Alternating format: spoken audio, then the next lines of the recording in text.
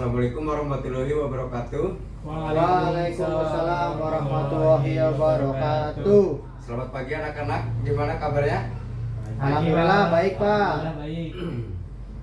Oke, sebelum kita memulai pelajaran hari ini, kita absen terlebih dahulu ya. Baik Pak.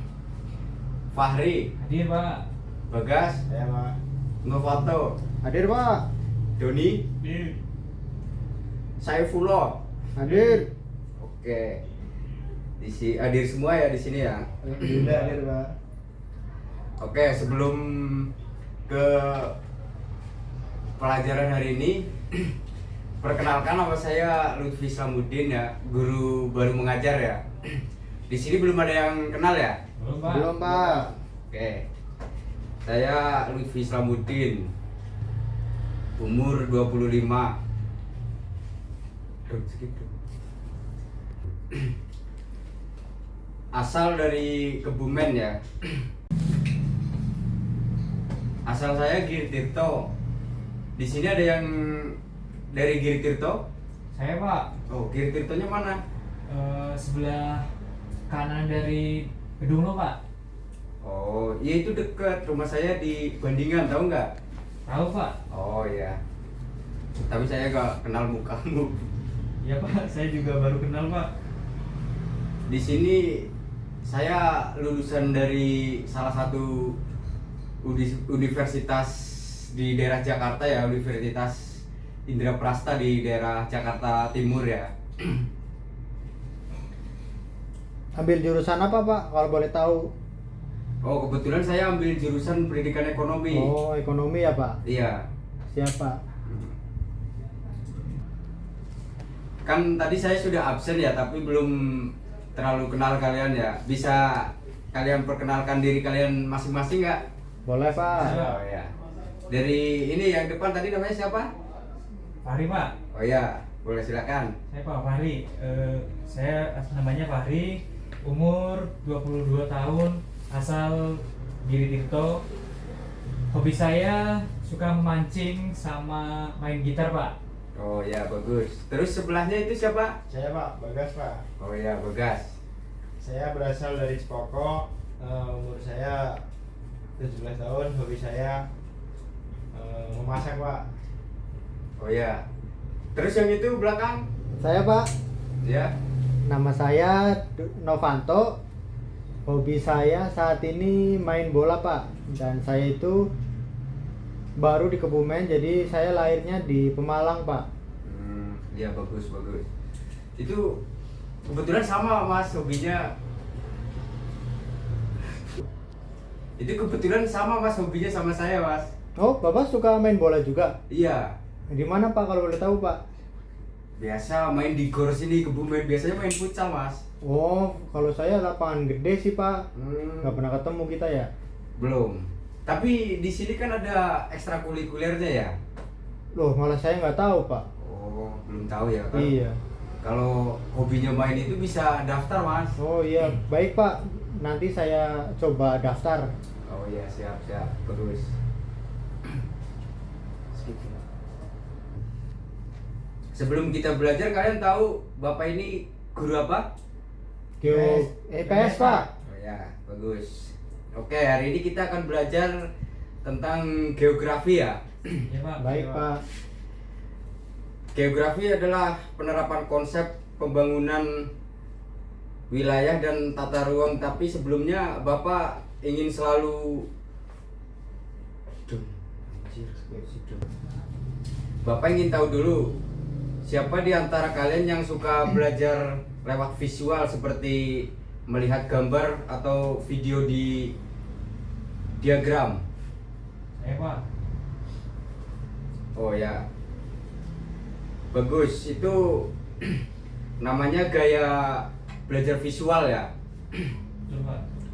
Jadi biasanya kalian mudah paham kalau materi dijelaskan dengan bantuan gambar ya. Betul Pak. Oh ya, kebetulan Bapak tidak bawa proyektor di sini ya, jadi belum bisa nampilin gambarnya di sini materinya ya. Apa Pak? Nah, sekarang siapa yang lebih suka berdiskusi, ngobrol bareng atau presentasi? Nah, itu saya suka banget tuh Pak hal-hal seperti itu. Oh ya, kenapa? Alasannya apa, Mas? Jadi kalau ketika saya diskusi sama teman saya tuh saya mendapatkan ini baru Pak, insight baru. Jadi lebih banyak ilmu yang saya serap gitu Pak. Nah, bagus. Kalian termasuk tipe auditori ya? Oh. Atau Oh, auditori ya Pak? iya. Oh, baik Pak. Ya, kalian akan lebih cepat memahami materi jika tidak mendengar, menjelaskan dan berdiskusi secara langsung ya. Iya, betul banget Pak. Ya. Makasih Pak. Ya. Ini jadi tipe auditori merupakan bagian dari gaya belajar yang menjelaskan bagaimana seseorang paling efektif dalam penerimaan dan mengobrol informasi ya. Mengolah informasi, maaf. Iya Pak. Siswa dengan gaya belajar auditori dan verbal interpersonal akan sangat membantu maksudnya akan Ya. akan terbantu jika guru menggunakan metode seperti diskusi di kelas, seperti tanya jawab ya, atau presentasi. Keduanya lebih cepat menyerap materi jika dilibatkan secara aktif dan komunikasi. Nah, lalu apakah ada juga yang suka praktik langsung membuat sesuatu? Saya Pak. Suka, Mas? Iya Pak, karena menurut saya kalau cuma teori atau materi, kalau tidak dibantu sama praktek, menurut saya akan kesulitan Pak. Lebih baik praktek langsung, bisa cepat dicerna, bisa cepat memahami, begitu Pak. Nah, bagus. Siapa? Itu namanya gaya belajar kinestik ya? Ya betul Pak. Belajar sambil bergerak Iya Pak. atau praktek langsung lebih cocok Lebih cocok Pak. buat kalian, Iya, buat saya, Pak. Masnya, ya. Iya Pak. Bapak akan sesuaikan metode belajar kita hari ini agar semua bisa terlibat ya. Akan ada pelajaran pakai visual, diskusi kelompok, dan juga kegiatan praktek sederhana ya.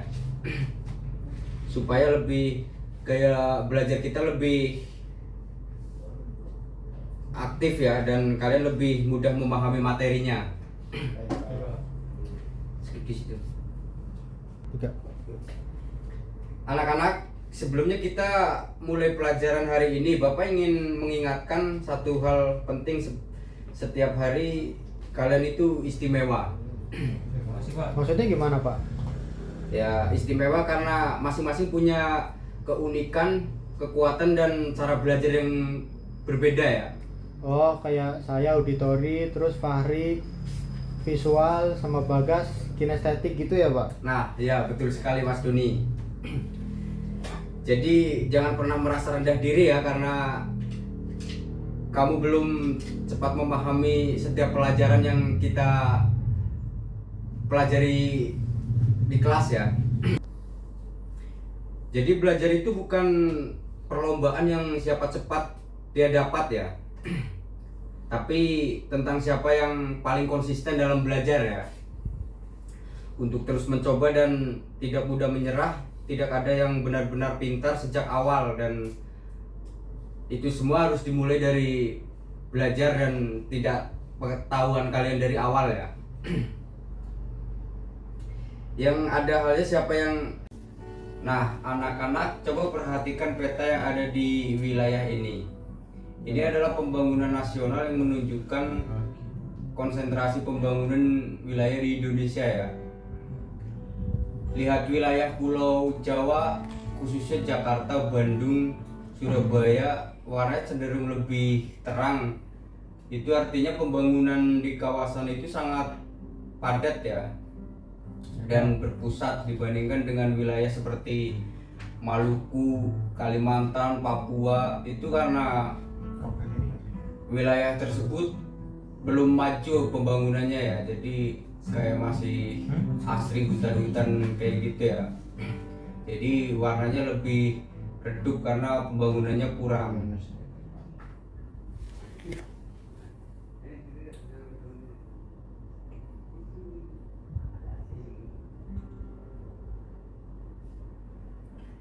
ini yang kita sebut sebagai ketimpangan pembangunan wilayah ya. Itu artinya pembangunan di Indonesia belum merata, ada wilayah yang sangat berkembang dan ada yang masih tertinggal. Nah, masalahnya ini akan kita bahas lebih dalam lagi ya hari ini. Baik Pak. Terus yang pertama di sini ada pengertian ketimpangan pembangunan wilayah ya. Ketimpangan pembangunan wilayah merujuk pada kondisi di mana terdapat perbedaan yang mencolok dalam tingkat kemajuan antar wilayah dalam suatu negara, baik dari segi ekonomi, sosial, infrastruktur maupun pelayanan publik dalam konteks Indonesia ya di sini. Ketimpangan ini dapat terlihat dari dominasi pembangunan yang berpusat di Pulau Jawa dibandingkan dengan wilayah lainnya seperti Papua, Maluku, terus masih banyak lagi ya Mas di daerah Sumatera. Indikator seperti ini, pendapatan per kapita, tingkat pendidikan, akses kesehatan dan ketersediaan fasilitas umum. Ketika satu wilayah berkembang pesat sementara wilayah lain tertinggal, maka terjadi ketidakseimbangan yang berpotensi menimbulkan masalah sosial dan ekonomi yang lebih luas ya. Ini karena kita dapat melihat kalau pembangunan di daerah pelosok itu lebih tertinggal ya dibanding di daerah pusat-pusat kota seperti ibu kota Jakarta. Info suka pusat Pak. Iya, betul. Terus yang kedua ada penyebab ketimpangan pembangunan. Nah, di sini ada penyebabnya adalah ketimpangan pembangunan wilayah sangat kompleks dan saling berkaitan secara alamiah ya. Beberapa wilayah memang memiliki potensi sumber daya yang lebih unggul, akses geografis. Nah, di sini akses ya karena lebih unggul karena aksesnya lebih gampang ya, kayak di daerah perkotaan itu lebih terjangkau, gampang kayak kendaraan bisa lalu lalang, jalan bagus. Nah, di situ juga pembangunan pesat. Terus kondisi topografi yang mendukung, namun faktor sosial dan ekonomi juga berperan penting. Nah, di sini faktor ekonomi juga berperan penting dalam perkembangan di sini ya, juga ketimpangan pembangunan. Karena di daerah pedesaan ekonomi kurang maju ya, karena kita kayak panen terus kayak anjlok gitu ya Pak. iya, terus mendistribusikan ke kotanya juga susah dari akses jalannya. Terus kalau dari desa langsung kan harganya juga lebih miring ya, Murah Pak. iya. Terus kayak konsentrasi investasi, urbanisasi dan ketimpangan dalam distribusi sumber daya manusia. Di sisi lain, faktor politik dan kebijakan turut mempengaruhi ketimpangan ini. Ya, karena politik ya juga mempengaruhi, karena di sini terus pembangunan yang berpusat, kebijakan anggaran yang tidak merata, serta kurangnya perhatian terhadap daerah tertinggal menjadi penyebab sering terjadi. Nah, di sini ini politik sangat berpengaruh ya, karena kita seumpama dari kayak dana desa Dan antara ya, Dana bos Pak.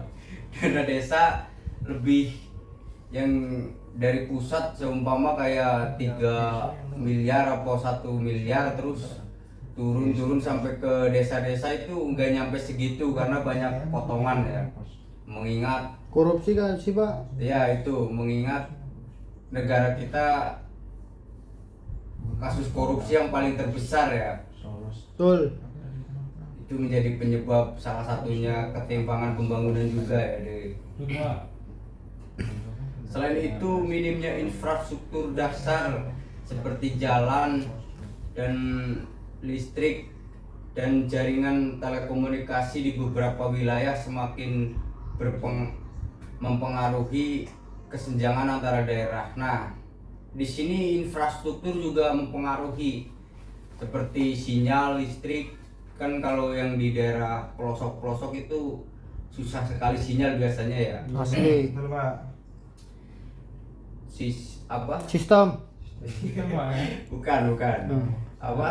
Karena sinyal di situ belum mungkin kayak pembangunan dipasang tower kayak gitu belum Maksimal. iya, jadi Minimal maksimal Pak. ya. Sinyal agak susah. Agak susah betul Pak. Asli. Jadi sangat mempengaruhi ketimpangan pembangunan di sini ya.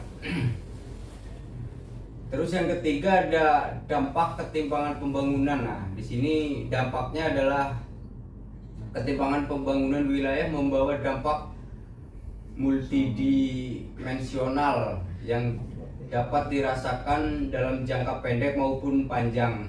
Dari sisi ekonomi, ketimpangan ini menyebabkan ketidakkeseimbangan distribusi pendapatan, terbatasnya lapangan kerja di daerah tertinggal. Nah, ini kalau di daerah-daerah pelosok juga Sulit Pak. ya sulit. Terus lapangan pekerjaan juga susah ya, Ya Pak. karena kebanyakan juga orang-orang dari desa juga pada merantau ke daerah-daerah perkotaan ya, karena di desa juga sangat minim lapangan pekerjaan. Gajinya juga sedikit Pak kalau di desa Pak. Iya, UMR-nya masih kecil ya Iya Pak. di daerah-daerah tertinggal. Dan tingginya angka migrasi ke kota-kota besar. Nah, ini Rantau ya Pak? iya, banyak perantauan juga kan dari desa. Soalnya tadi ini apa?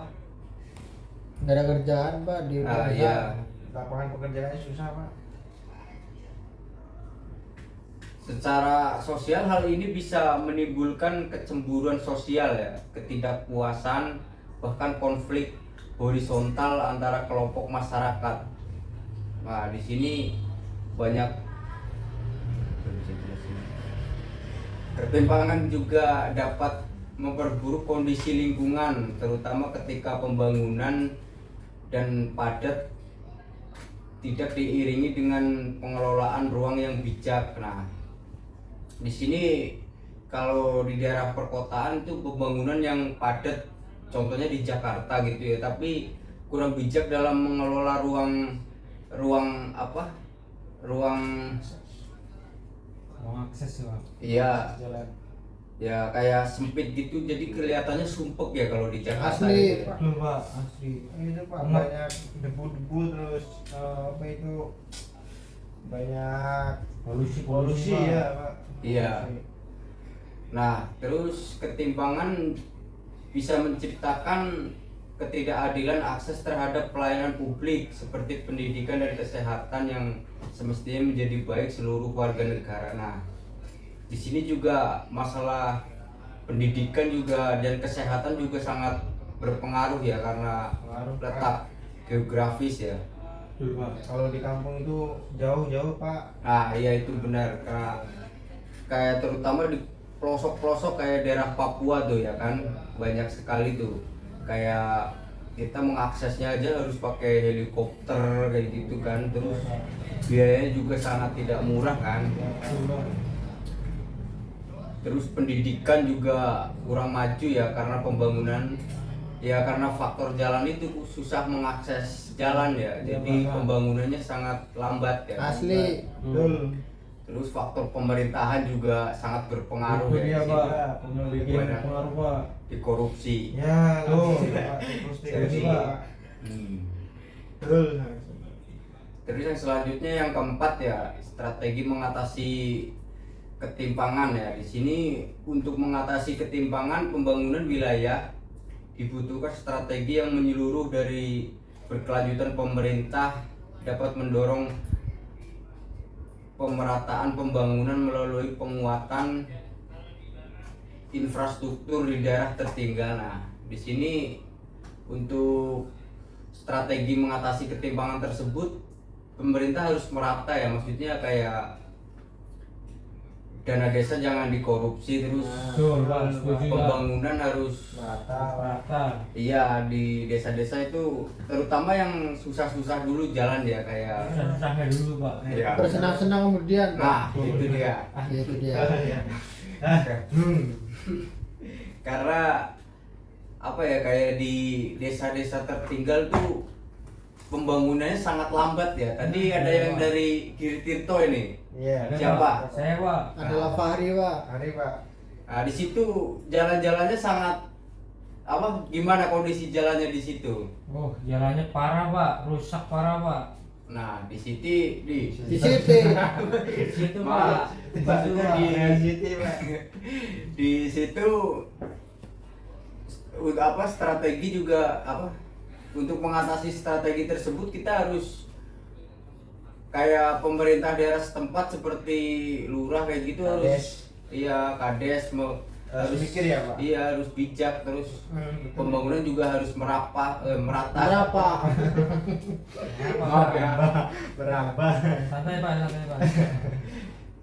Seperti pembangunan jalan, pelabuhan dan jaringan komunikasi ya.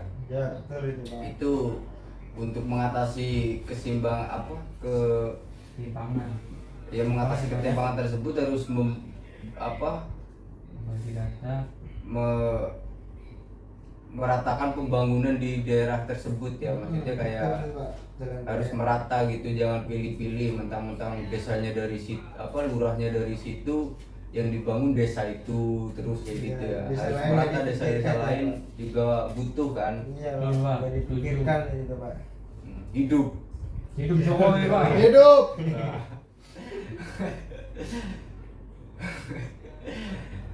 Relax santai dulu.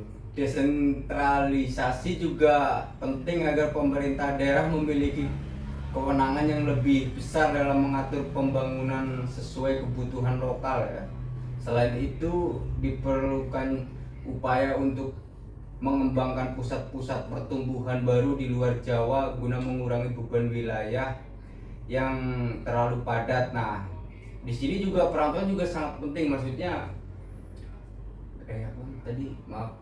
Selain itu juga upaya menjangkau pusat-pusat pertumbuhan dari luar Jawa guna mengurangi beban wilayah yang terlalu padat ya. Nah, di sini harusnya juga kayak untuk mengurangi kepadatan di daerah ibu kota, orang-orang yang tinggal di situ nikah sama orang Jawa kayak gitu biar tidak terlalu padat Jakarta ya. Betul Pak. Bisa mengurangi itu. Tapi kebanyakan orang Jawa merantau Pak, Iya, jadi Pak. tambah padat Jakarta Pak. Iya, kebanyakan yang merantau malah tinggal di Jakarta ya. Betul Pak. Nah, harusnya yang dari Jakarta tuh nikah sama orang Jawa tinggal di Jawa. Itu dia. Itu dia Pak. Cuma Jawanya itu nggak ada kerjaan Pak. Iya. Jawa hama. Gitu, Pak. Persis. Tapi hidup Jawa sih Pak. Kalau Iya menurut saya sih. mah jago sih soalnya Pak. Terus investasi di bidang pendidikan dan pengembangan sumber daya manusia harus menjadi prioritas. Nah, Betul itu Pak. agar masyarakat lokal mampu bersaing dan berkontribusi dalam pembangunan investasi bagi sektor swasta yang berinvestasi di daerah tertinggal dan dapat menjadi langkah efektif untuk mempercepat pemerataan ekonomi nasional. Nah, di sini agar masyarakat lokal mampu bersaing dan berkontribusi dalam pembangunan dalam Bangun Pak ya. ya pembangunan swasta dan berinvestasi di daerah tertinggal harus juga mengutamakan yang pertama adalah pendidikan ya. Pendidikan Iya. karena itu pendidikan sangat penting ya bagi Iya, Pak. Betul, Pak. generasi-generasi selanjutnya. Generasi Mas. Iya, karena generasi sekarang kebanyakan Genji Pak, itu. itu dia Pak. Kayak Doni itu Pak, game mulu kayak Pak. Ya, itu dia. Nah, jadi kayak HP terus gitu ya. Iya Pak, nggak ada berhentinya tuh. Kayak Faisal Itu harus ya, Faisal itu bagus tadi. Dia rajin membaca politik. Iya, itu dia. Terus yang kelima ada contoh ketimpangan di Ketimpangan, Indonesia. Pak. Maaf, mulut saya tipe salah. Santai Pak, santai Pak. Kurang kopi kali, Pak. Di sini contoh ketimpangan di Indonesia adalah merupakan negara yang nyata menghadapi tantangan ketimpangan pembangunan Pulau Jawa ya, yang hanya mencakup sekitar 7% dari luas wilayah Indonesia, menampung lebih dari 50% penduduk dan menjadi pusat utama ekonomi, politik dan pendidikan. Betul Pak. Di sisi lain, wilayah seperti Kalimantan, Sulawesi, dan Papua memiliki kekayaan sumber daya alam yang besar namun belum tergarap maksimal karena keterbatasan infrastruktur dan akses. Nah, yang seperti yang dibahas tadi kan, yang Betul Pak. masalah akses.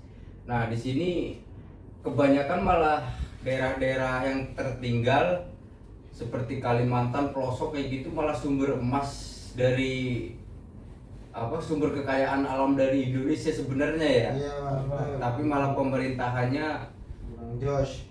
ya Merah, itu. Pak. Error Pak. Jadi kayak seolah-olah kayak sapi perah gitu ya. Iya. Betul Pak. Iya. Jadi diambil susunya, tidak dipikirkan masyarakat setempat di situ ya. Betul Pak.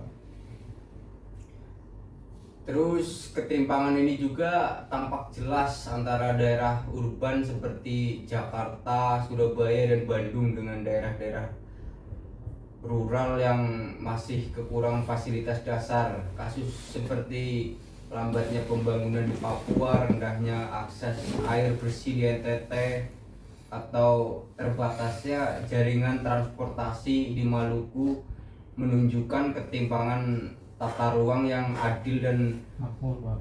berwawasan jangka panjang. Nah, di sini malah ketimpangan ini juga tampak jelas ya dibandingkan di daerah-daerah pusat seperti Jakarta, Surabaya, dan Bandung. Di situ pesat ya pembangunannya.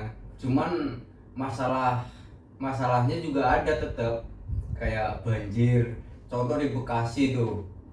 Ya itu Pak Bekasi. Iya, Pak. Bekasi sering Rawan banjir itu, banjir Pak. tuh, Bapak. Apalagi di Sering denger juga Amsterdam sering itu, banjir Pak. ya. Amsterdam itu Pak. Iya. Amsterdam tuh, apalagi di Amsterdam, Iya, Pondok Pak. Gede ya. Sering banget banjir. Iya Pak. Itu. Betul Pak. Kemarin juga saya pernah lewat daerah Bekasi tuh. Ngapain, Iya, Pak? Mau main futsal, Wah. terus aduh, jalannya itu hujan berapa jam itu ya? Banjir Pak. Banjir. Parah itu Bekasi. Iya, emang Bekasi paling parah sih menurut Saya saya. tahu. Gubernurnya Tapi- itu apa ya Pak? Tapi gubernur sekarang mantap. Mantap. Mantap. Iya. Mantap dah. Karena udah kayak KDR ya Pak. ya terus Kevin De Bruyne. kayak rumah-rumah kayak ruko di sungai itu yang Udah diberantas digusur ya? sekarang ya. Itu Kasihan nggak sih, Pak, digusur? sebenarnya ya kasihan ya, cuman itu juga menyalahi aturan dari pemerintah Ya ya. itu tanah pemerintah bukannya? Iya, itu Ya. tanah pemerintah. Dibuat Jadi- ruko gitu ya Pak? Iya. Kenapa nggak dari dulu gitu loh, Pak, digusur? Iya Pak. Ya, itu yang patut dipertanyakan dari gubernurnya yang dari dulu. Cadeng. Bukan, Oh. KDM kan baru tuh yang Oh, iya, Pak. menggusur semua. Yang memberantas ya Pak. Iya. Nah itu mantan Pak Jas Pak pokoknya. Iya, sebenarnya yang dipertanyakan kan Ridwan Kamil. nah, itu saya tidak berani komen. Karena masih ada kasus juga dia kan. Ah, Apa Pak? Yang dimaksud Hanya itu Nino. gimana Pak? Masjid Kanan yes. Al Jabar itu. Kalian pasti main sosmed kan, paham Oh, kan? iya, Pak. Enggak sih Udah Pak. tahu kan Saya kasusnya. jarang Pak soalnya Enggak sih pegang Pak. HP di Pak. Kita fokus belajar Pak. bagus, bagus. Main HP-nya Bagas. dibatasi Pak. Nah, Sehari 5 menit. nah di sini kesimpulannya adalah ketimpangan pembangunan wilayah adalah persoalan serius yang harus menjadi perhatian bersama ya. Iya Pak. Baik oleh pemerintah pusat, daerah maupun masyarakat, pembangunan yang tidak merata. Di sini ketimpangan pembangunan wilayah itu masalah serius yang harus diperhatikan bukan dari pemerintahannya saja, terus masyarakatnya, terus Masyarakatnya harus ikut maju gitu ya Pak. iya harus SDM-nya harus dinaikin. Nah, Betul, dari itu maka kayak anak-anaknya suruh disekolahin terus biar jam belajar yang benar gitu ya. iya biar jadi seperti KDF. Kevin De Bruyne. Iya. Pembangunan yang tidak merata bukan hanya menciptakan perbedaan ekonomi ya, tetapi juga berpotensi menimbulkan konflik sosial dan memperlebar jurang kesejahteraan. Di sini juga dapat menimbulkan konflik, di sini bisa tawuran antar kota juga. Bercanda. Boleh Pak tawuran. Ya karena di sini juga konflik, maksudnya kayak daerah-daerah yang tertinggal juga bisa iri kayak ke daerah sebelah, bisa menimbulkan apa kayak demo ke pemerintah setempat, maksudnya kayak ke kelurahan gitu. Pak, mau tanya Pak, kalau anak sekolah gitu boleh gak sih Pak demo-demo kayak itu, jalan-jalan gitu Pak? Kayak anak sekolah yang Ya maksudnya ya kayak kita anak SD, Oh, SMP, itu SMA. sebenarnya belum diperbolehkan ya, maksudnya kayak tidak pantas ya. Ya, Pak. Kalau bolehnya itu umur berapa atau kisaran kelas berapa sih? Ya sebenarnya boleh-boleh saja, itu kan demo itu kan kayak Umum orasi ya. Yang penting nggak anarkis saja ya. Anarkis ya. Kan kebanyakan kalau di Indonesia tuh Anarkis demo ya. pasti ada keributan kan. Iya Pak, soalnya kenapa ya? Kadang bakar-bakar ban Nah gitu, Pak. itu Terus bakar-bakar apa? nggak Yang jelas, penting mengrusak fasilitas ya. Pak. tertib lah, dia menunjukkan orasinya tertib, tidak merusak fasilitas umum ya. Bebas asal sopan ya Bang. Nah, itu dia. Itu dia. Di sini ada yang pernah ikut tawuran, Adalah saya. tawuran demo macamnya. Adalah saya. Pak Dodi itu suka Pak kalau gitu Pak. Ya nggak apa-apa, yang penting nggak merusak fasilitas umum ya. Enggak Ya. sih Pak. Terus? Terusnya ini Pak bunga-bunga. Yang penting tidak merusak fasilitas saja lah. Ya Pak, dia mah yang penting dapat makan minum terus. Nah, oleh karena itu pendekatan pembangunan harus bersifat holistik. Holistik apa, Pak? Tar dulu. Oh maaf ya. Tar dulu ya. Partisipatif dan keadilan. Perencanaan konsep tata ruang yang bijaksana dalam menjadi solusi agar semua wilayah mendapatkan hak dan kesempatan yang sama untuk maju melalui pendidikan dan kesadaran sejak dini. Nah, di sini juga apa kesadaran dari masyarakat yang juga diperlukan ya. Diperhatikan gitu ya Pak. Iya, diperhatikan. Nah, di sini kesadarannya harus ya yang saya bicara tadi ya, harus anak-anak sekolah harus sampai minimal sampai SMK ya, SMA. Maksimal Pak ya. Iya. Kamar mandi Pak. Ya kalau yang mampu dan punya kegiatan juga bisa sampai kuliah ya. Terus bisa juga kuliah beasiswa ya, lewat jalur pintar. Iya. Pak. Nah, Terus lanjut Pak. Next Nah, Pak. generasi muda juga diharapkan mampu memahami masalah ini dan berkontribusi aktif dan menciptakan masa depan yang lebih merata dan berkelanjutan bagi seluruh wilayah Indonesia. Nah, di sini apa generasi mudanya juga harus apa ya kayak bisa Aktif Pak Berarti ya. berkembang ya, aktif ya gitu ya. berkembang dan terus Harus maju ya. juga harus apa kayak peduli lingkungan ya. Terus syukur-syukur bisa masuk ke pemerintahan, Iya. tapi yang jujur, jangan kayak pemerintahan sekarang. Kayak KDM. Bukan itu, jangan KDM terus. Bapak aing. Merata berkelanjutan di seluruh wilayah Indonesia ya. Dua-dua nih itu. Nah, untuk kalian yang suka belajar lewat gambar atau visual, perhatikan diagram ini ya. Nih, Siap, nanti Bapak tunjukkan. Baik, Pak. Di sini kalian bisa lihat pola pertumbuhan ekonomi yang lebih tinggi di kawasan barat Indonesia dibandingkan kawasan timur. Ini disebabkan oleh berbagai faktor seperti ketersediaan infrastruktur, jumlah penduduk, dan akses ke pusat-pusat industri. Nah, di sini kayak bisa melihat pertumbuhan yang pertumbuhan di peta lihat kayak warna-warna kayak gitulah. Nah, di situ karena disebabkan oleh beberapa faktor dan infrastruktur, karena di map itu kadang kan ada yang warnanya Kuning. enggak hijau, terus kalau yang Merah. hijau itu biasanya di daerah-daerah itu Pegunungan ya, Pak? iya betul. Betul. Di daerah pegunungan itu masih asri. Kalau biru, Pak? Asli. Nggak ada biru, paling coklat tuh biasanya genteng-genteng. Kalau biru Rumah-rumah. bukannya laut-laut gitu. Iya itu maaf. Iya, kalau biru itu laut. Terus kalau yang biasanya kan kalau di daerah pusat itu kelihatan ya warnanya coklat. Ya, itu Semua genteng-genteng. pusat, Pak. Iya. Kelihatan banyak Gentengnya Iya, kayak Gunung banyak Semeru ya Pak ya. penduduk ya. Gunung Semeru ya. Di Gunung Semeru hijau. Gitu ya. Di peta hijau. Terus Pak. Nah.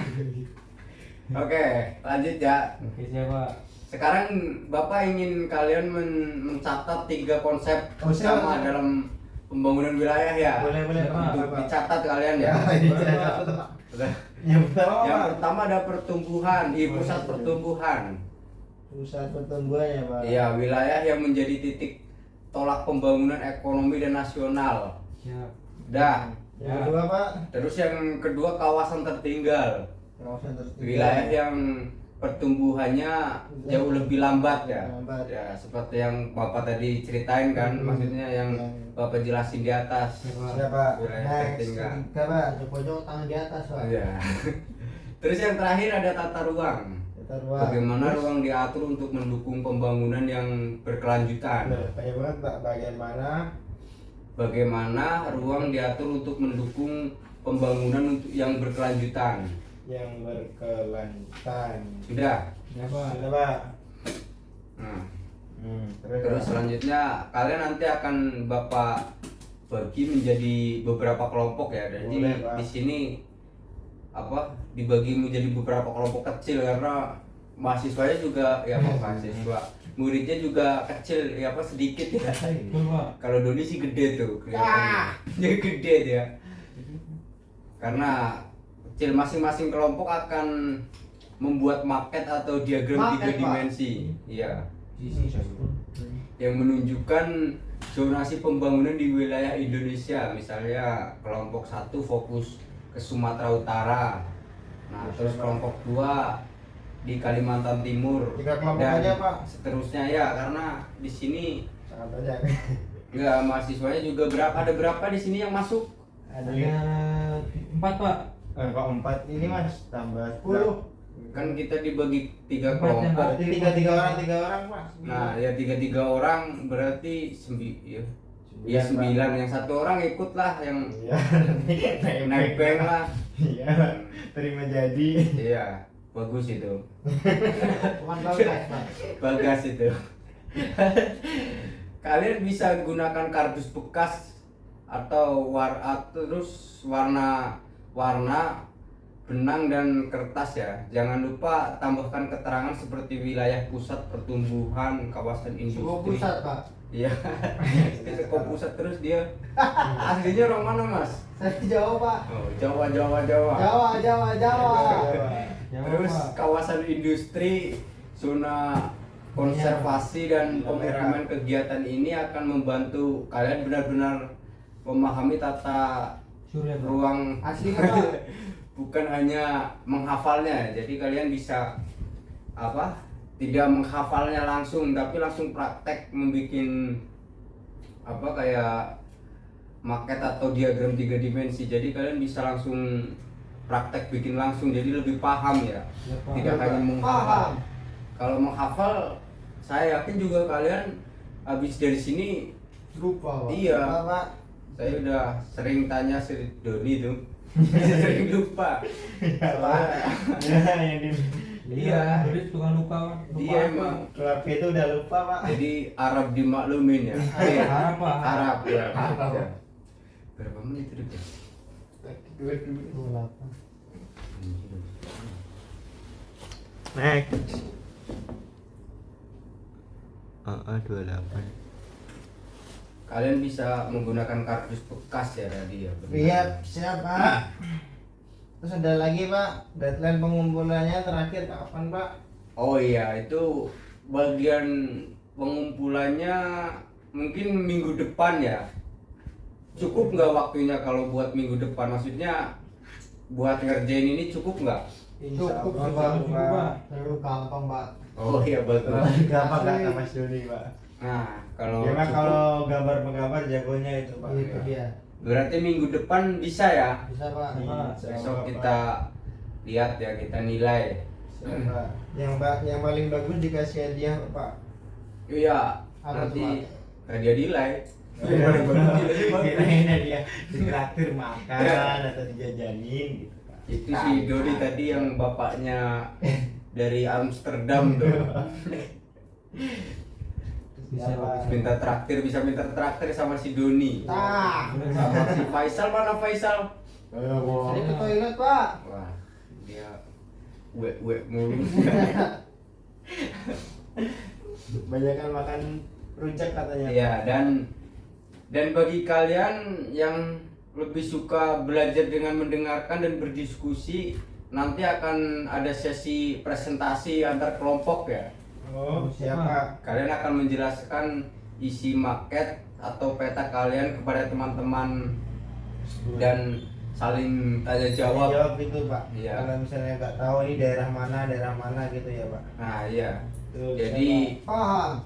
iya. Iya. Jadi habis selesai apa udah kelar apa Presentasi kerja, lah. kerja kelompok. Hmm. Habis itu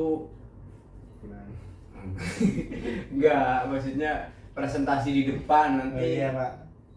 Dapat nilainya gitu Pak. Ya nilainya, tapi nilainya masing-masing ya. Iya. Maksudnya dari bukan bagus apa enggaknya gambar kalian. Terus apa Pak? Cara penyampaiannya Pak. Kalian apa mempresentasikannya di Iya. depan, cara bicaranya nanti yang bapak saya nilai. Siapa? Bapak saya nilai. Maksudnya yang saya nilai. Jadi kayak individu ya, tapi tugasnya kelompoknya bareng-bareng. Siapa? Nah, seperti itu guys. Siapa? Don, Baik Pak. Fah, Siapa? Gopo. Nah, ingat ya, geografi itu bukan cuma peta dan hafalan. Geografi mengajarkan kita untuk mengenali wilayah masalah nyata di lingkungan dan maaf ya, di lingkungan kita dan berpikir solutif. Apa dampaknya kalau pembangunan kita merata? Bagaimana solusinya agar semua wilayah di Indonesia punya kesempatan yang sama untuk berkembang? Nah, di sini kita juga harus tidak menghafal ya. Jadi kita harus mengenali masalah secara nyata. Jadi kayak di lingkungan, kalian juga harus berpikir solutif. Apa dampak kedepannya, terus bagaimana solusinya agar punya kesempatan yang sama untuk berkembang ya di kayak di wilayah-wilayah kalian buat berkembang. Kalian harus generasi-generasi Mas. ya, generasi-generasi yang akan datang juga harus memikirkan seperti itu, berpikir solutif untuk masalah-masalah masalah-masalah yang ada di wilayah kalian ya. Nah, skip di situ. Skip di situ.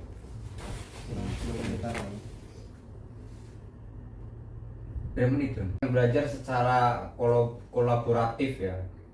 Karena jumlah kita tidak terlalu banyak di sini. Ada berapa tadi? 10 Pak. 10 ya. Bapak ingin semua bekerja sebagai satu tim ya. Kalian akan mengatasi satu wilayah pembangunan dan bersama-sama mencari tahu. Bisa dicatat nih, yang satu adalah masalah apa yang akan terjadi di wilayah itu. Jadi kalian harus berkelompok menentukan wilayah tersebut, dan kalian harus cari tahu masalah apa yang ada di wilayah tersebut ya. Bisa ditulis, Bagas? Wih, jangan berisik, Bagas. Ya Pak. Bisa ditulis. Ini perwakilan kelompok yang bisa ditulis nih. Jadi tadi udah dijelaskan. Siapa? Udah Pak. Apa membuat yang tiga kelompok tadi ya. Iya Pak. Jadi menentukan wilayah, terus masalah apa yang terjadi di wilayah tersebut ya. Terus yang kedua, apa dampak terdapat masyarakat, lingkungan dan ekonomi di wilayah tersebut ya. Terus yang ketiga, ada solusi tata ruang seperti apa yang paling tepat. Bisa kalian pahami? Siapa? Nah, wilayah yang akan kita bahas hari ini, ini lebih udah nggak dari tugas ya, tugasnya tadi itu ya. Nah, yang kita akan bahas adalah hari ini selanjutnya adalah wilayah wilayah Papua. Ayo, siapa yang tahu apa yang sedang terjadi di sana dari sisi pembangunan? Pembangunannya krisis Pak. Ya, Belum maksimal karena adanya OPM. Ya. Kalian tahu OPM? Operasi Operasional kurang stabil Pak. operasi pemberantasan Korupsi. Itu dia Pak. operasi militer. Nah, itu. Itu dia Pak. Nah, pembangunan di sana juga sangat sulit ya, karena masalah jalan, infrastruktur ya, terus Kemarin dibangun sama Pak Jokowi, Pak. dibangun apa itu? Kan banyak tuh. Bapak malah tidak update ini. Waduh, walau Padahal di daerah situ berbahaya ya, tapi yang di daerah-daerah pelosok ya. Kayak di daerah mana itu contohnya? Di Maumere, Pak. Nah, itu paling berbahaya ya. Kenapa Kalau berbahaya, Pak? di bagian kotanya udah mending ya.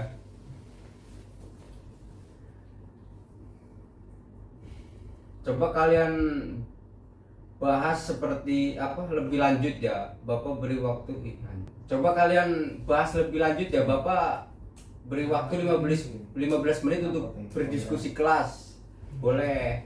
Baik, Pak. Boleh dibagi peran-peran, misalnya ada yang mencari data, ada yang mencatat ide dan menggambar peta atau diagram solusi ya. Ini untuk contoh hari ini aja ya. Jadi kalau itu bisa dimaksimalin di rumah ya nanti. Baik, Pak. Baik Pak. Kalian berdiskusi dulu. Bapak kasih waktu 15 menit. Ya, Pak.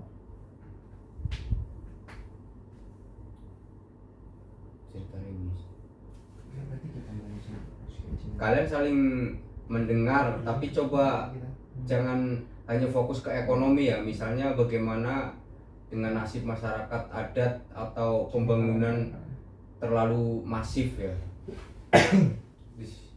Jadi kayak jangan terfokus ke ekonomi ya. Misal kalian juga harus fokus juga ke nasib masyarakat kalau pembangunannya masih masif ya. Ya Pak. Itu dia. Karena di sana itu negara Berkembang Pak. bukan, maksudnya Maju. daerah-daerah rawan konflik di situ ya. Oh, iya. Konflik antara OPM. Contohnya bisa kita lihat di beberapa daerah di Indonesia ya. Salah satunya adalah Papua. Salah satunya adalah saya. Saya Pak. Adalah Papua ya. Banyak konflik. Ireng. Pak jangan rasis ya. Iya, Doni. baik, Pak. Lain kali jangan kayak gitu ya. Nah, Banyak konflik ya di daerah Papua muncul karena masyarakat adat merasa wilayah leluhurnya diambil alih untuk tambang. Nah, di sini bukan konflik dari OPM aja ya, tapi juga banyak masyarakat yang merasa leluhurnya diambil alih oleh pertambangan ya, karena yang tadi itu yang dikeruk sama pemerintah, ditambang, dikeruk emasnya, terus penambangan apa? Masal Pak ya. Iya, jadi kayak pembangunan di daerah-daerah tersebut pembangunan jalannya itu tidak diperbaiki tapi cuman hanya Cuma dikeruk sebatas lintas Pak ya. ya, dikerukin itunya hasil Alam. ya, tanpa konsultasi terlebih dahulu dia. Padahal kalau sejak awal wilayah adat itu dicantumkan dalam rencana tata ruang sebagai zona khusus atau kawasan lindung, tentu masyarakat lebih dilibatkan dan dilindungi haknya ya. Jadi, nah di sini kalau kayak pemerintah mencantumkan sejak awal tuh zona khusus atau kawasan lindung ya. Jadi kayak masyarakatnya juga dilibatkan dan dilindungi. Maksudnya dilibatkan juga kayak pembangunan infrastruktur kayak gitu dibangun. Terus pekerjanya juga dari orang-orang daerah-daerah tersebut atau akamsi ya. anak kamu ini, Pak. Iya, ada kayak gitu. Jadi kayak itu juga bisa mengurangi kayak pengangguran ya. Coba. Nah, di sini ada studi kasus lain ya, yang di daerah pesisir di Jawa. Jawa. Seperti di Teluk Benoa. Terus Bali, pemerintahnya pernah merencanakan reklamasi untuk pembangunan kawasan wisata ya, tapi masyarakat adat dan Tolak nelayan reklamasi. ya, Pak. karena wilayah itu dianggap suci dan menjadi sumber kehidupan mereka, karena rencana tata ruang tidak mempertimbangkan nilai budaya dan ekonomi lokal. Muncullah konflik. Nah, di sini juga ada contoh ya tadi ya, di Jawa. Yang di Benoa. Hidup Di situ, Jawa. Pemerintah juga niat membangun kawasan wisata di situ ya, tapi masyarakat menolak karena di situ Karena kenapa Pak dianggap- itu Pak? Hah? Karena kenapa Pak? Kok menolak Pak? Karena itu dianggap kawasan tersebut dianggap suci dan menjadi sumber kehidupan bagi mereka ya. Terus rencana tata ruang itu mempertimbangkan nilai budaya ekonomi lokal. Nah, karena belum dibangun juga udah menjadi sumber penghidupan mereka ya. Terus menjadi tempat suci atau sakral ya, bagi kepercayaan orang sana kan kayak agama Hindu ya. Itu menjadi tempat-tempat kayak ibadah seperti di sini, kayak kalau kita Islam itu musola kayak gitu, terus masjid gitu kan. Itu jadi masyarakatnya juga menolak kan. Nah, di situ muncullah konflik. Banyak masyarakat daerah situ yang menolak pembangunan tersebut ya. Nah, dari kasus-kasus itu coba kalian pikirkan, jika kalian adalah perencana tata ruang masa depan, apa yang akan kalian lakukan untuk mencegah konflik itu? Siapa saja yang harus kalian libatkan sebelum membuat keputusan pembangunan? Pemerintah Pak. Nah, itu udah jelas ya, pemerintah. Terus Kepala desa. bukan kepala sekolah. Bukan. Iya, kepala desa, terus daerah kayak Pelosok-pelosok Pak ya. iya, jadi yang harus kalian libatkan harus yang pertama itu ya kayak Pak izin toilet Pak. oh ya, silakan.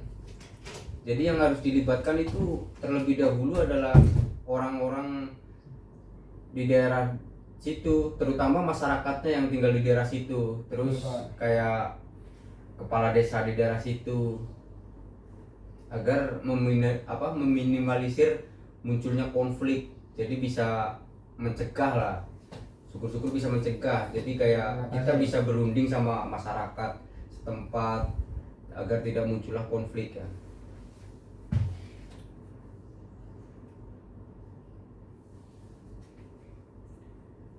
Tata ruang yang baik adalah yang partisipatif, artinya melibatkan semua unsur masyarakat. Nah, yang tadi itu masyarakat lokal, terus tokoh-tokoh adat, pemerintah daerah, pengusaha, bahkan akademisi. Dengan begitu pembangunan akan terasa lebih adil dan bisa menghindari konflik yang merugikan banyak pihak. Nah, di sini itu tadi yang kita harus melibatkan juga unsur-unsur masyarakat, terus bisa lah, maksudnya kayak membangun tapi juga tidak merugikan masyarakat setempat ya. Jadi jangan kayak seenaknya gitu loh, maksudnya kayak bangun tidak memikirkan masyarakat setempat nanti gimana ibadahnya, terus sumber penghidupan mereka gimana, kayak gitu ya.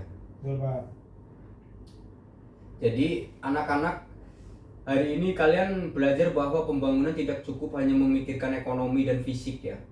Kita juga harus peka terhadap budaya, sejarah, dan kehidupan sosial masyarakat.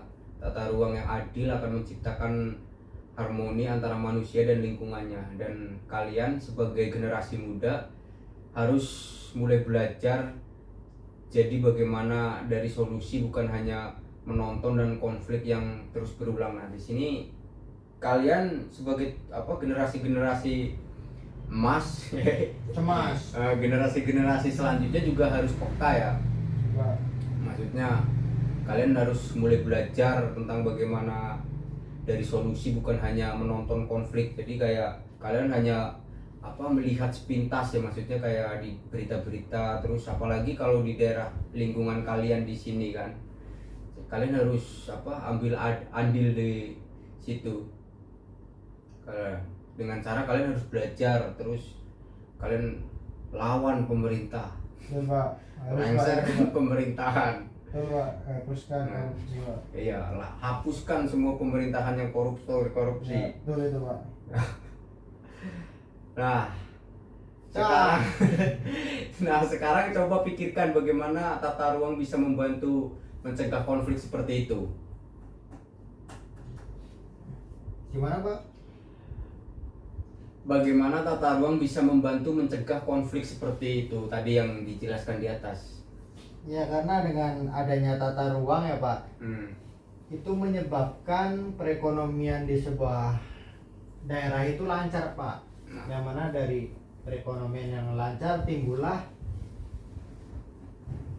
tidak adanya konflik, Pak. Ya, terus juga kesenjangan daerah tersebut juga itu ya. Bagus, Betul, Pak. bagus. Ya, silakan masuk. Sebuah geser. Habis berak, Pak. Mungkin dengan menetapkan zona lindung yang nggak boleh diganggu.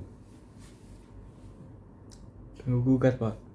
Ya, itu kita menetapkan zona lindung. Jadi kayak di daerah yang tadi di Benoa ya. Nah, seumpama mau dibangun wisata juga yang tempat-tempat suci itu harus harus ditetapkan zona lindung agar tidak masuk pembangunan di daerah situ. Kenapa, Pak? Ya karena masyarakat di situ kan kayak sumber kehidupan, terus juga tempat suci ibadah mereka ya. Jadi harus dilindungi. Oh, gitu, Pak. Iya. Pak. Nah, karena waktunya sudah mepet ya anak-anak ya. Ya, Pak. Ya, Jadi mungkin Bapak akhiri sampai sini ya. Ya, Ya, Pak. Pak. Kalau kayak Bapak ini sudah mepet ya. Kalian juga mungkin udah ngantuk ya. Asli. Asli, Pak. Istirahat. Nah, karena waktunya sudah habis juga, kita harus istirahat. Bapak mohon maaf kalau ada salah kata ya. Ya, Pak. Nah, jangan lupa kalian untuk tetap belajar ya. Ya, Pak. Ya, Pak. Nah, besok kita akan belajar lagi, meneruskan tadi ya. Sebenarnya belum selesai, cuman karena waktunya sudah habis ya. Siapa? Nah, mungkin itu dari Bapak ya. Assalamualaikum warahmatullahi wabarakatuh. Waalaikumsalam warahmatullahi wabarakatuh. Bismillah.